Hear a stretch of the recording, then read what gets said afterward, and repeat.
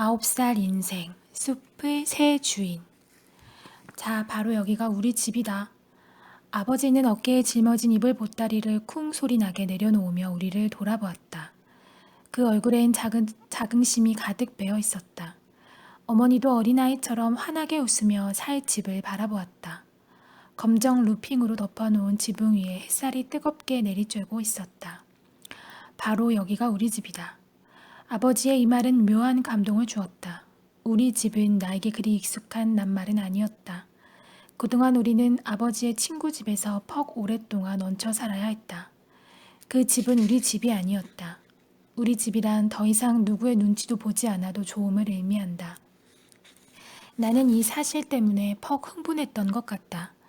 나는 재빨리 달려가 우리 집을 구석구석 살피기 시작했다. 그러나 우리 집은 내 흥분에 보답할 만큼 썩 훌륭한 편이 못 되었다. 나는 집 담벼 블록 틈바구니에 시멘트가 엉성하게 채워져 있는 것에 무척 신경이 쓰였다. 어느 날 갑자기 와르르 무너질 것만 같았고 무너지지는 않더라도 그 틈바구니로 바람이 숭숭 새어들 것 같았다. 방문을 열어보니 더욱 가관이었다. 방 안은 쾌쾌한 곰팡이 냄새에 절어 있었고 벽지 삼아 발라놓은 신문지는 군데군데 뜯어진 채 축 늘어져 있었다. 꼭 귀신이 나오는 흉가 꼴이었다. 그러나 내 흥미를 끈 물체는 집 뒤편으로 돌아가는 모퉁이에 놓여 있었다. 사과 괴짝 한쪽 면에 철망을 댄 작은 상자였다. 엄마, 저기 토끼장이 있어. 나는 호들갑을 떨며 어머니를 불렀다. 그 작은 상자 속에 토끼가 들어있었던 것은 아니지만 노랗게 말라버린 풀이며 콩자반 같은 토끼똥이며 철망에 붙어있는 하얀 털 따위를 통해 나는 그 상자 속에 살았을 토끼의 체취를 충분히 느낄 수 있었다. 엄마, 나 토끼 키워도 되지? 나는 어머니의 옷자락에 매달리며 물었지만 어머니는 대꾸 없이 방 안을 들여다보았다. 어머니의 관심은 토끼네 집이 아니라 바로 우리 식구네 집에 있었던 것이다. 엄마, 나 토끼 키워도 되지, 응? 나는 다시 한번 물어보았다.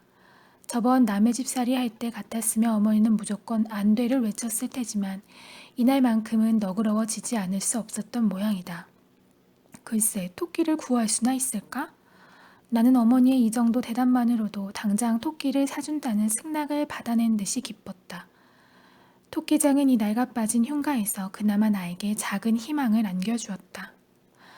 저번 집에 살 때 나는 집 없는 개가 낳은 강아지 한 마리를 주운 적이 있었다. 갓나 피덩이가 배에 그대로 엉켜있는 강아지였다. 그러나 나는 그 강아지를 집에 데려갈 수가 없었다. 어머니는 대뜸 야단부터 칠 게 뻔했기 때문이었다. 얹혀 산다는 사실에 어머니가 얼마나 신경을 곤두세우고 있는지 나는 잘 알고 있었다. 주인집 아저씨가 아무리 너그러운 성품을 가지고 있어도 강아지까지 얹혀 살게 내버려 두지는 않으리란 사실도.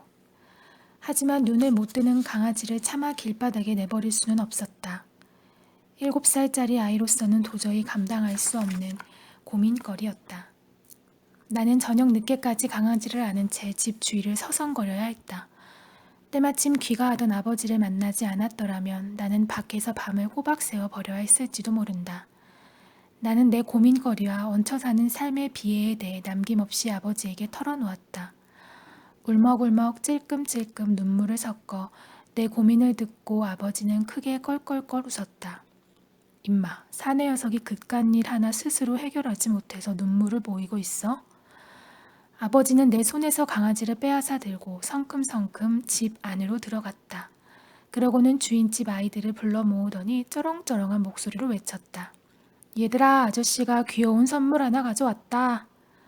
공짜로 생긴 선물을 싫어할 사람은 아무도 없다. 주인집 아이들은 입이 찢어지도록 좋아했다. 주인집 어른들도 굿대어 마다하지는 않았다. 그건 어디까지나 공짜였으니까.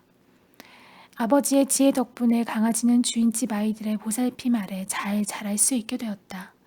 그건 무척 다행한 일이었다. 하지만 이제 강아지는 더 이상 내 것이 아니지 않는가. 내 것과 내 것이 아닌 것, 그 차이는 몹시 슬펐다.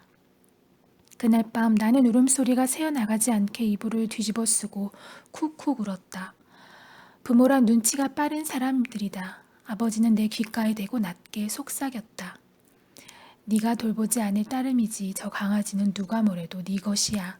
저 애들은 강아지에게 밥을 주겠지만 너는 생명을 구했잖니? 자식, 이놈은 애비를 닮아서 꼭 중요한 일만 하려 든단 말이야. 허허. 아버지는 지혜롭고 자상한 사람이었다. 나는 이런 아버지를 사랑하고 존경했다.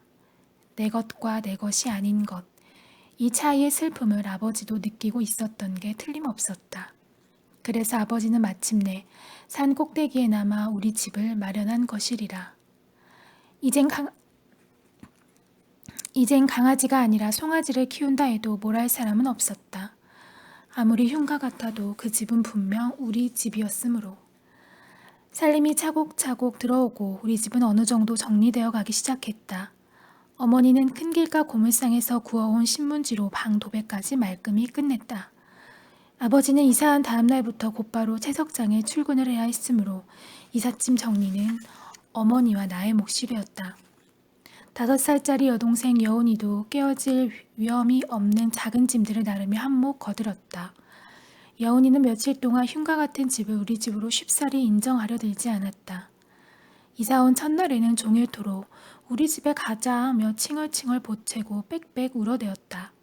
하룻밤을 지내자 그 아이도 우리가 이미 옛집으로 돌아갈 수 없음을 알아차리고 새로운 환경에 적응하려 애쓰는 눈치였다.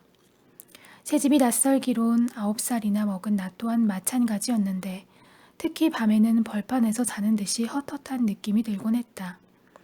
우리 집은 산동네에서도 가장 높은 집이었다. 산의 능선을 따라 담장조차 없이 다닥다닥 붙은 집들이 들쭉날쭉 늘어져 있었다. 우리 집은 그 능선 꼭대기에 자리 잡고 있었다. 산동네 능선 맞은편 아래는 울창한 숲이었다. 우리 집 한쪽 밑으로는 집들이 우글우글 모여있고 다른 쪽 밑으로는 울창한 숲이 있었던 것이다. 산동네와 숲 사이에는 철조망이 마치 휴전선처럼 길게 이어져 있었는데 철조망의 일부는 우리 집 담벼락 바로 곁을 지나고 있었다. 그 철조망 너머로는 아름다운 숲이 보였다. 숲에는 아름드리 나무들이 있고 작은 개울도 보였는데 집은 단 한 채도 보이지 않았다. 철조망의 이쪽과 저쪽은 완전히 다른 세계였다. 이쪽은 허름한 집들이 한 뼘의 여유도 없이 우글우글 붙어 있었고 저쪽은 집 한 채 구경할 수 없는 완전한 자연 그대로였던 것이다. 나는 이것을 무척 이상하게 여겼다. 우리 집이 저 숲속에 있었으면 좋았을걸. 나는 철조망에 매달려서 이런 생각을 했다. 여민아, 점심 먹자. 어머니의 부름에 나는 쪼르르 방으로 달려갔다. 갓 도배를 마친 방 안에는 물컹한 밀가루풀 냄새가 났다. 엄마, 우리 아버지더러 저쪽 숲의 집을 짓자고 해, 응? 나는 점심을 먹으며 어머니에게 말했다. 어머니는 방긋 웃었다. 그쪽은 안 돼. 왜? 임자가 있는 산이래. 산에 임자가 있어? 산뿐만 아니라 모든 땅에는 다 제 임자가 있지. 하지만 저쪽 숲에는 집이 한 채도 없던걸? 집이 없어도 임자는 있지.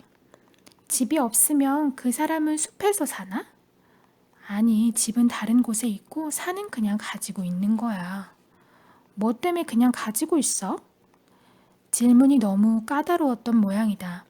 숲에서 살지도 않은 사람이 무슨 권리로 숲을 차지하고 있느냐? 수백만 년 인류 역사에 걸친 사적 소유의 경제학을 어찌 한마디로 간단히 대답할 수 있으랴. 어머니는 한참 궁리하더니 어물쩍 대답했다. 그건 그 사람 재산이니까 꼭 살지 않아도 자기가 가졌으면 그건 재산이야. 그럼 우리도 살지 않고 그냥 가지고 있는 재산이 있어? 없어. 왜 없어? 가난하니까. 왜 가난해? 어머니는 말문이 막힌 듯 머뭇거렸다. 사실 나는 가난이 어른들의 가슴을 얼마나 아프게 하는 낱말인지 잘 알고 있었다. 어른들은 이 말을 들으면 금세 표정이 어두워지곤 하니까 나는 이 질문을 물리기로 마음먹었다. 오늘부터 저 숲의 임자는 우리야. 뭐?